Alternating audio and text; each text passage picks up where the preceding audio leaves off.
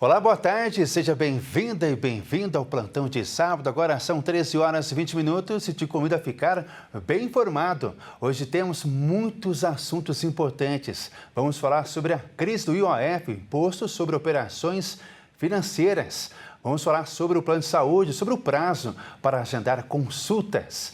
Vamos falar também sobre o acordo de paz entre a Ucrânia e a Rússia, uma guerra que já dura 3 anos, né? E também sobre a cidade de Gavião Peixoto, localizada em São Paulo. Ela foi reeleita como a melhor para se viver no Brasil. Tudo isso e muito mais você confere a partir de agora, nesta edição de sábado. Começo falando que milhões de pessoas vivem o mesmo drama para organizar as contas de uma casa. Chegar ao fim do mês com um saldo no azul. É uma tarefa muito difícil. A opção muitas vezes é dar prioridade ao necessário e deixar muita coisa para depois.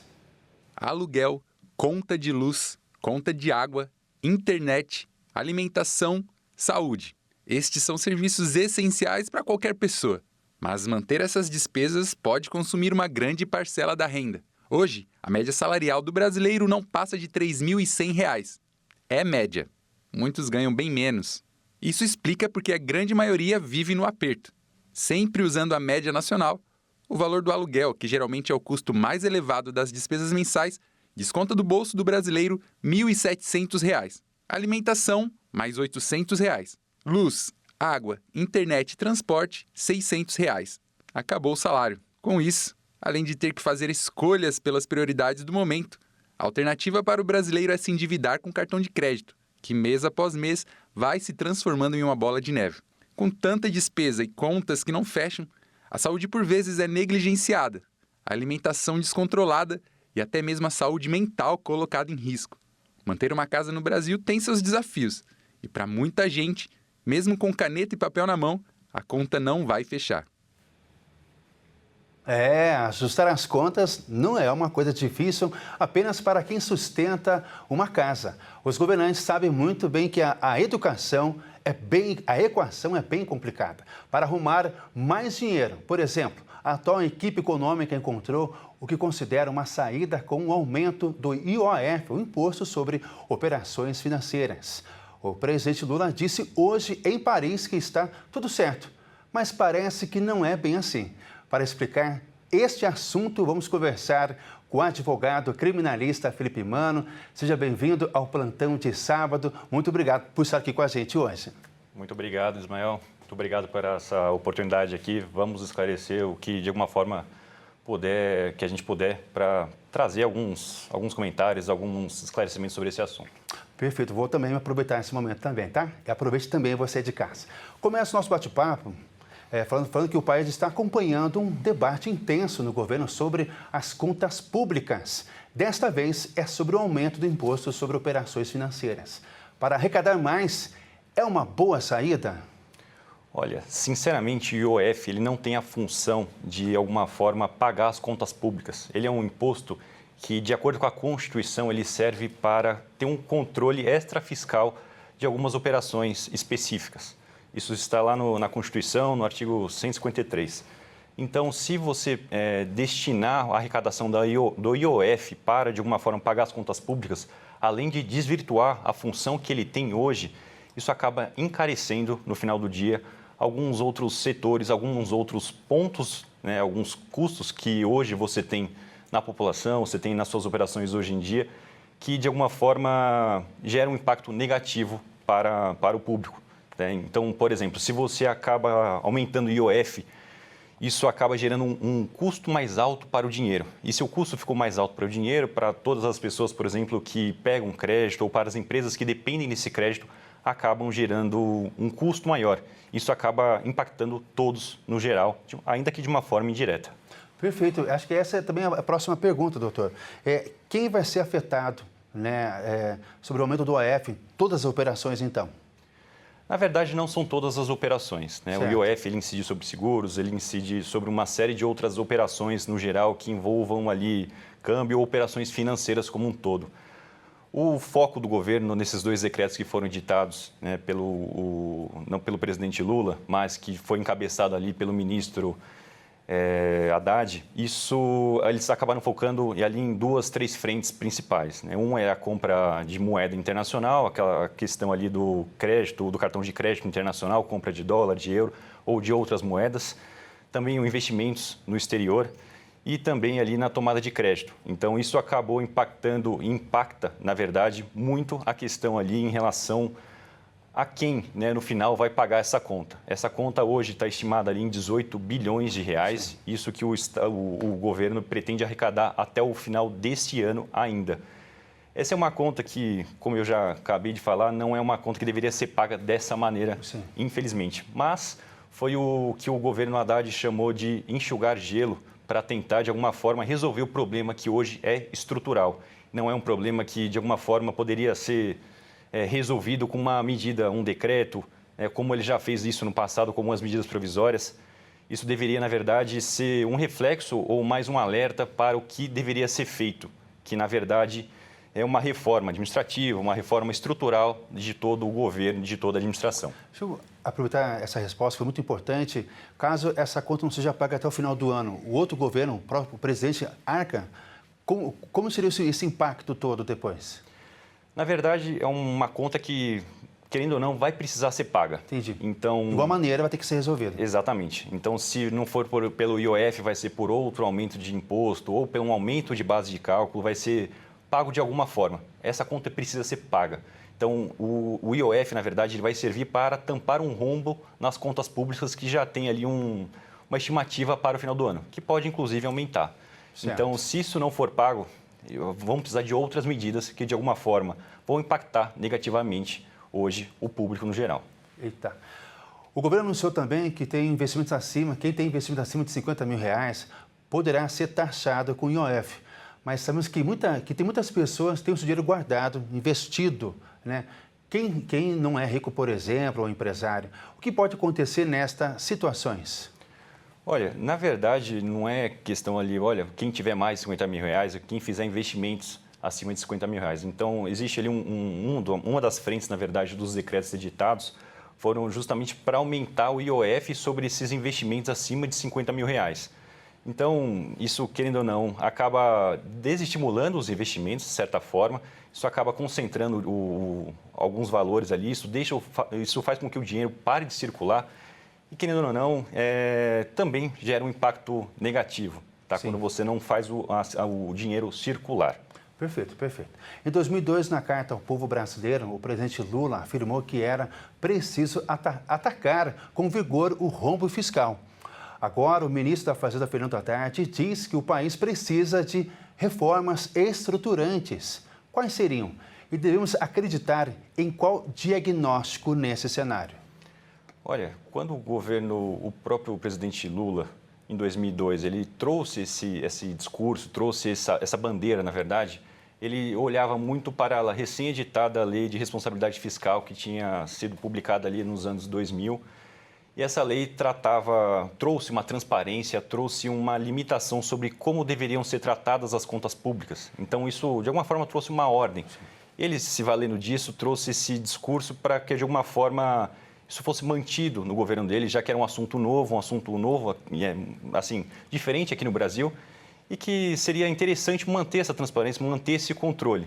Hoje, em 2025, a gente tem um cenário completamente diferente. Então, quando a gente fala ali em ter transparência, ter controle das contas públicas, a gente precisa olhar para alguns pontos. Tá? A gente já viu, tanto como um efeito aqui do IOF, que as contas hoje não foram planejadas como deveriam ser planejadas, para, de alguma forma, tampar o buraco hoje, tampar as despesas que a gente tem. Então, hoje, no ano 2025, a gente precisa, acho que até o próprio ministro Haddad já trouxe essa questão, que são de reformas administrativas, reformas estruturais e não mais enxugar gelo. Porque o enxugar gelo, a gente vai ver medidas como essa do IOF, efetivamente, e falar, bom, qual que é o impacto disso? Isso precisaria ter acontecido? Então, o que seria ali uma reforma administrativa?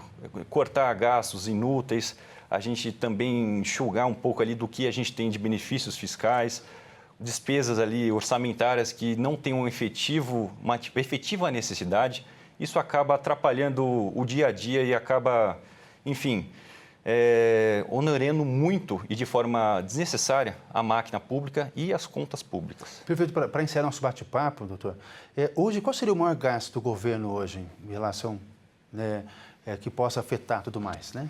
Sem dúvida alguma, o principal gasto hoje do governo, o gasto primário que a gente gosta de tratar, é o gasto do INSS. Hoje o gasto ali representa quase 50% da despesa anual do governo.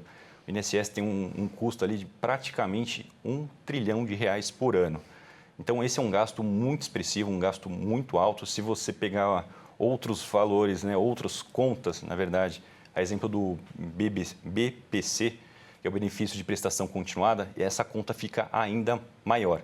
Então isso, sem dúvida alguma, é a maior conta e o que gera mais impacto nas contas públicas do governo. Ainda mais com essa crise agora também, né? Do INSS acaba também refletindo bastante um pouco também, né? Com certeza.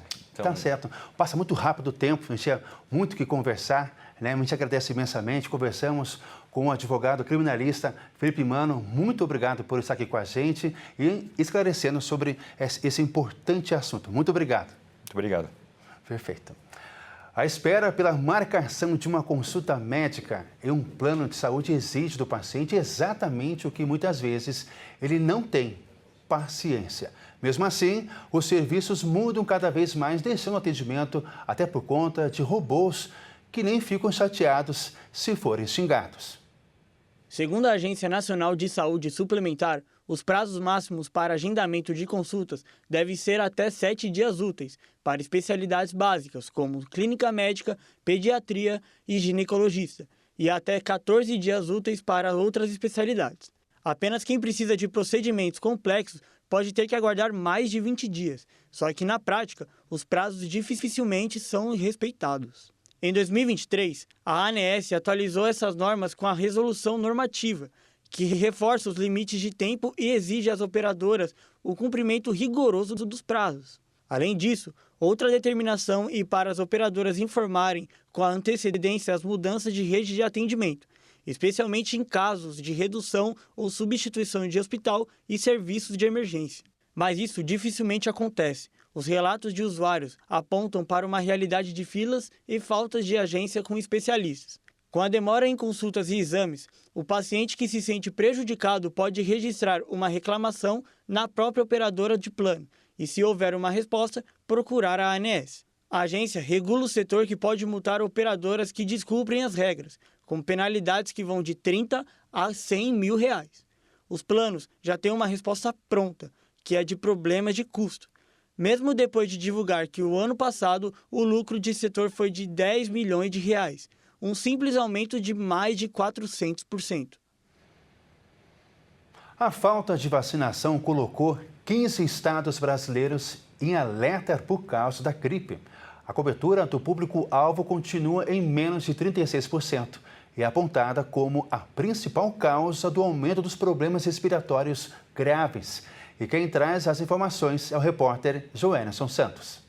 O Brasil enfrenta um novo surto de influenza, com um aumento expressivo nos casos de gripe e internações por síndrome respiratória aguda grave. De acordo com o boletim Infogripe da Fiocruz, divulgado nesta semana, 15 estados e o Distrito Federal estão em situação de alerta, risco ou alto risco. O cenário preocupa especialistas, que atribuem a piora à combinação entre baixa adesão à vacinação e maior circulação do vírus influenza A. A cobertura vacinal segue muito abaixo do esperado. Apenas cerca de 36% do público prioritário foi imunizado contra a gripe, enquanto a meta do Ministério da Saúde é alcançar 90%. Entre os grupos de risco estão crianças, gestantes e pessoas com mais de 60 anos, que têm acesso gratuito à vacina no Sistema Único de Saúde. Com a procura abaixo do esperado, estados como São Paulo e Rio de Janeiro ampliaram a campanha para toda a população. Especialistas da Sociedade Brasileira de Imunizações alertam que o surto atual é mais intenso do que o habitual para o período de outono e inverno.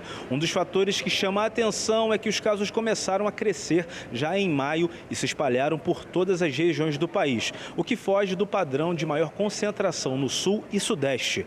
O vírus influenza A, especialmente os subtipos H1N1 e H3N2, tem causado maior impacto, principalmente entre idosos, que lideram as hospitalizações e mortes. Dados das últimas 4 semanas indicam que quase 75% dos óbitos por síndrome respiratória aguda grave estão ligados à influenza A ou B. Segundo os infectologistas, além da baixa vacinação, outros fatores como possíveis mutações no vírus e alterações climáticas podem ter contribuído para a disseminação mais agressiva da doença este ano. Diante do aumento dos casos, profissionais de saúde reforçam que a vacinação continua sendo a forma mais eficaz de proteção, mesmo para quem ainda não se imunizou. Com a temporada da gripe, deve seguir até o fim do inverno. A orientação é que toda a população busque os postos de vacinação o quanto antes, principalmente os integrantes dos grupos mais vulneráveis. E começou a valer essa semana a portabilidade do crédito consignado de um banco para o outro. E desde março, os trabalhadores do setor privado com carteira assinada podem buscar crédito com desconto direto na folha de pagamento. Essa modalidade de portabilidade é diferente da já aprovada, que está valendo desde 16 de maio, de uma linha de crédito, como a de cheque especial ou cartão de crédito para o crédito consignado. A partir de agora, a troca de bancos passa a valer também para crédito consignado, com desconto em folha de pagamento, entre as instituições financeiras. O governo diz que o objetivo é beneficiar os detentores de contratos antigos de empréstimos consignados, fechados antes da autorização para oferecer o FGTS como garantia. Para conseguir fazer a troca do crédito consignado de um banco para o outro, os trabalhadores terão de buscar as instituições financeiras. O Ministério do Trabalho informou que o banco original, que detém o contrato do crédito do trabalhador, poderá cobrir a oferta da instituição financeira para o qual o trabalhador desejar fazer a portabilidade, em um tipo de leilão. Nesse caso, pode oferecer juros menores ainda do que a nova instituição financeira está autorizando. Segundo o Ministério do Trabalho, atualmente, o programa conta com 70 instituições financeiras habilitadas para operar a modalidade. O volume total de empréstimos no antigo consignado, antes de março, é de 40 bilhões de reais, distribuídos em 3.800.000 contratos. E o novo consignado, fechado depois de 21 de março, já tem um volume de cerca de 14 bilhões de reais em 25 milhões de contratos. E de acordo com dados do Banco Central, a taxa média de juros na linha de crédito consignado ao setor privado somou 3,94% ao mês em abril. Uma quadrilha de tráfico de drogas internacional entre Brasil e França, que envolvia funcionários do serviço de bagagens, foi desmantelada. 8 pessoas foram detidas e mais de 3 milhões de reais foram apreendidos. A operação foi realizada pela Força de Segurança de Paris e mais de 100 policiais foram mobilizados. Segundo as investigações, a organização criminosa operava entre o Brasil e a França. 8 pessoas foram detidas. As prisões aconteceram como parte de uma investigação judicial aberta no começo do ano, que investigava o tráfico de entorpecentes em grupo organizado, associação criminosa e lavagem de dinheiro proveniente do tráfico. A apuração policial concluiu que a origem do tráfico agia na França, principalmente em Paris, e dependia de funcionários e diretores de uma empresa aeroportuária para retirar entre 20 e 50 quilos de cocaína por mês.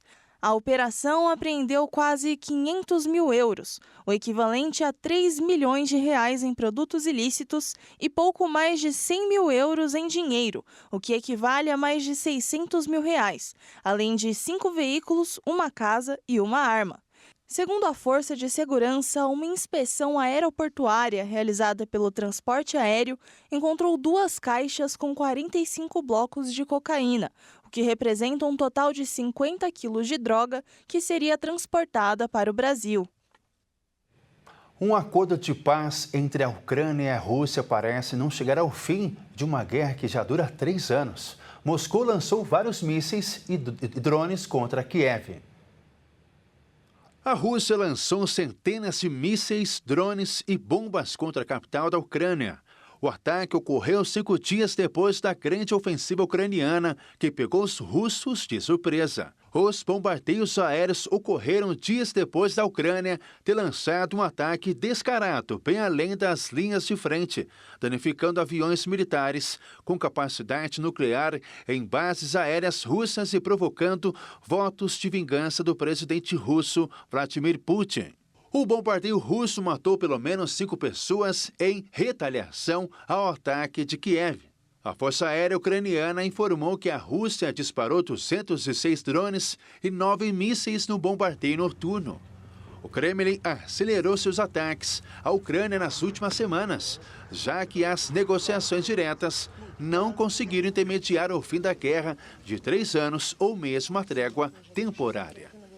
Dezenas de milhares de pessoas foram mortas desde que Moscou invadiu o país em fevereiro de 2022, desencadeando o maior conflito na Europa desde a Segunda Guerra Mundial, destruindo cidades e vilas no leste da Ucrânia e forçando um deslocamento de milhões de pessoas a fugir de suas casas.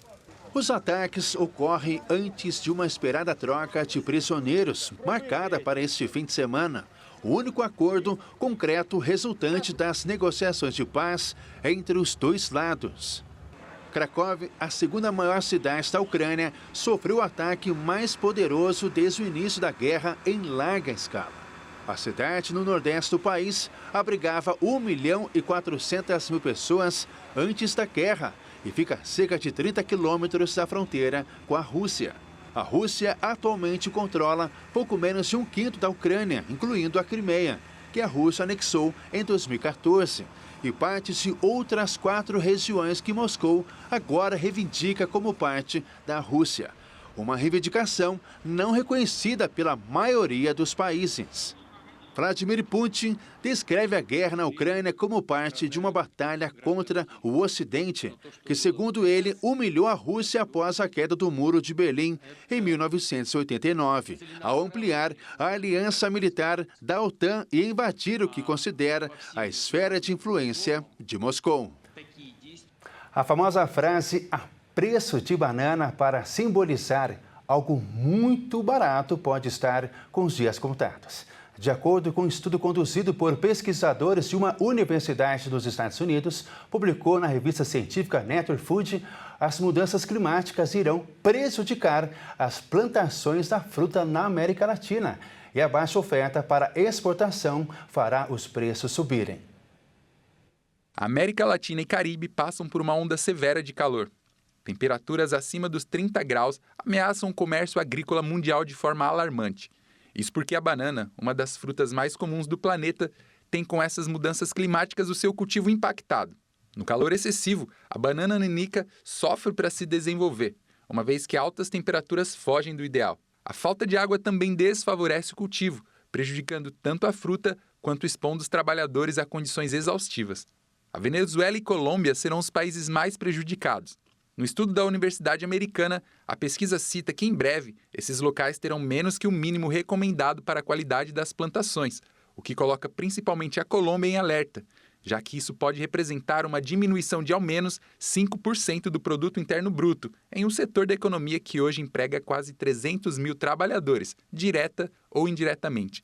Já Brasil e Equador andam na contramão. A pesquisa apontou que esses países estão mais preparados para cenários como esse, uma vez que as áreas adequadas para o plantio nestas nações ficam especialmente na costa.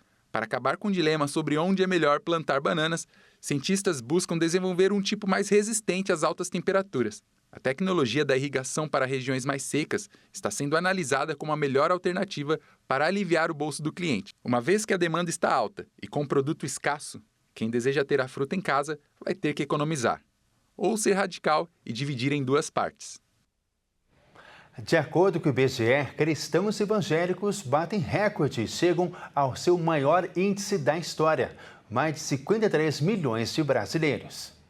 Igrejas lotadas, pessoas orando e louvando, e a palavra de Deus sendo pregada. Amém. Glória a Deus, Jesus é bom em todo o tempo. E assim muitos brasileiros estão escolhendo viver sob os ensinamentos do Evangelho. A mais recente pesquisa sobre religiões no país, divulgada pelo IBGE, mostra que os evangélicos bateram recorde. De cada 4 brasileiros, um é evangélico. De acordo com o censo, os católicos representam 56,7% da população, o menor percentual da história. Em seguida aparecem os evangélicos, com 26,9%. O maior de todos os tempos. Em terceiro estão as pessoas com nenhuma crença, com 9,4% da população. Outras religiões fecham a lista com 2,8%. O pastor Antônio Vitor, da Igreja Internacional da Graça de Deus, acredita que o número de evangélicos pode ser ainda maior. Claro que de tudo isso, dessas pesquisas que nós estamos falando, nós não estamos numa competição. Não é competição de quem tem mais. Vamos lá, quem vai conseguir mais ou quem tem mais. Mas nós estamos tratando aqui de uma pesquisa. Então, evidentemente, temos que falar sobre dados. E esses dados, como nós estamos alegando, não confere com que nós convivemos com a sociedade. Mas como nós vemos uma propagação do evangelho, e segundo essas pesquisas estão afirmando um crescimento de 5% a 6%, que eu acho que deve ser até um pouco mais da forma como nós estamos convivendo, nós vamos ver que o evangelho vai se propagar cada vez mais. Já o professor Magno Paganelli, que é doutor em História Social pela USP, afirma que esse crescimento evangélico já era esperado. Mas dentro desse grande número, há aqueles que se denominam evangélicos não praticantes. O crescimento da população evangélica no Brasil já era esperado, era uma tendência já divulgada. A impressão que se tem pode ser de que a população evangélica seja grande, mas nem sempre essa população se vê como pertencente àquela denominação. A pesquisa do IBGE também mostra um dado interessante, que pode alterar o futuro das religiões no país. Nas últimas 2 décadas, a religião católica teve uma queda média de até 9% a cada 10 anos. Já os evangélicos têm crescido 6% no mesmo período. A maior adesão foi marcada por jovens e negros, um fator que, se for mantido em avanço, levantará muito em breve o cristianismo protestante ao maior patamar do país. Nós somos a casa de Jacó. Depois a revelação ampliou que Jesus foi 100%, mas ele veio de Jacó também. E diz aqui que nós temos que andar na luz do Senhor. O que é isso? Revelação da palavra de Deus. Você já comprou um buquê de flores pela internet? Essa é a proposta da Priscila, uma das empreendedoras sul-mato-grossenses que, com inovação e criatividade, atende mais de 40 pedidos por mês. Histórias como a dela mostram como o empreendedorismo feminino tem transformado realidades e feito florescer novas oportunidades. Você se lembra da última vez que recebeu um buquê de flores? Ou de quando escolheu um pensando em alguém muito especial? Foi nesse universo de sentimentos e recordações que Priscila viu uma oportunidade. Em 2022, enquanto fazia o doutorado, criou um negócio que une a beleza das flores com a praticidade das vendas online. E hoje vive do que ela mesma fez florescer. A Inflores é uma floricultura online. As pessoas entram em contato comigo pelo WhatsApp ou pelo site. Mas as pessoas, elas gostam do contato, elas gostam da conversa, gostam de expressar. Eu entendo o sentimento que ela quer expressar para a pessoa que ela vai presentear. O clássico buquê de rosas continua entre os mais pedidos, mas há também os arranjos não convencionais, que incluem ursos de pelúcia, chocolates e, claro, cartões personalizados. São mais de 40 buquês entregues por mês e cada detalhe é preparado com carinho e leva em média 40 minutos para ficar pronto. Um presente que marca momentos e celebrações. E o que me preenche mais nesse trabalho é o feedback dos clientes. Eu adoro acompanhar os relacionamentos, né? Vai do pedido de namoro, casamento. Nós temos bastante casamentos, mesmo eu estando 3 anos produzindo buquês de flores, a gente acompanha e isso me enche o coração. Empreendedorismo também é desafio. Exige criatividade, organização e uma rotina que nem sempre é leve, ainda mais para quem concilia o negócio com a maternidade. Para crescer, Priscila buscou apoio em consultorias e tem investido cada vez mais na gestão do próprio sonho. Não é fácil, eu sou mãe de 2 crianças, estou trabalhando dentro de casa, não é fácil ter o foco e conseguir manter o processo, porque tudo é um processo, né? Não é fácil e o que me ajudou muito foi o contato com o Sebrae. Ele conseguiu, ano passado, montar o plano de negócio. E hoje eu estou colocando em prática o que foi montado no ano passado. Então, não é fácil, mas não é impossível, é gratificante. Quase 37% das mulheres são donas do próprio negócio, a segunda maior proporção do país. Muitas viram no empreendedorismo uma saída para enfrentar o desemprego, aumentar a renda ou conciliar a vida profissional com a maternidade. E mesmo diante dos desafios, cresce o número das que empreendem por oportunidade, apostando em inovação, independência financeira e até mesmo na exportação de produtos. Coragem, resiliência e conexão. É assim que mulheres como Priscila transformam ideias em negócios de verdade. Elas se apoiam, trocam experiências e se fortalecem. E quando entendem o próprio papel como empresárias, fazem muito mais do que vender um produto. Fazem história. Hoje a gente vê as mulheres empreendendo em diversos setores, né? E a mulher, ela consegue visualizar esse negócio e transformar um propósito também no seu negócio de vida. Então, assim, às vezes a gente recebe muitas clientes que têm aquilo como um prazer, como um lazer, porque tem uma habilidade especial, principalmente quem é ali do artesanato. E aí transforma aquilo e estrutura aquele modelo de negócio para a geração de renda. Então, é muito importante você entender o seu negócio realmente como um negócio e a sua função dentro da sua empresa como uma função de empresária e de gestora e entender todos os mecanismos que tem ali dentro daquela empresa que ela precisa se preparar. Parte de marketing, parte de finanças, a parte de departamento pessoal, se for o caso que tiver funcionárias. Então, a empresária, ela acaba se preparando em todos esses sentidos. A cidade de Santos recebe nesse final de semana a 16ª edição da Festa de Portugal. A entrada é gratuita com atrações musicais, gastronomia típica, cortejos folclóricos, artesanato e atividades para crianças. A abertura da 16ª Festa de Portugal aconteceu com a entrega da medalha José Bonifácio à comunidade portuguesa da Baixada Santista. Em seguida, as autoridades e convidados embarcaram no bonde português que parte da Praça Mauá e segue até o palco principal no Valongo. Em cerca de 20 estandes serão vendidas comidas e bebidas típicas. Entre os pratos em destaque para o arroz de Braga, a sardinha na brasa e o escabeche, as bifanas, o bolinho de bacalhau e a espetada madeirense. O evento também é uma área voltada para o público infantil e o espaço pet. Já a programação musical será distribuída entre 2 palcos. Hoje, no Largo Marquês de Monte Alegre, os shows serão apresentados por Andresa Mariano, banda e grupo folclórico da Casa de Portugal de São Paulo, Fado por Acaso e Rancho Típico Madeirense. Já no palco dos Argos do Valongo sobem os Tugas Concertinas, Coro Cenico, Céu da Boca e Grupo Tiroli.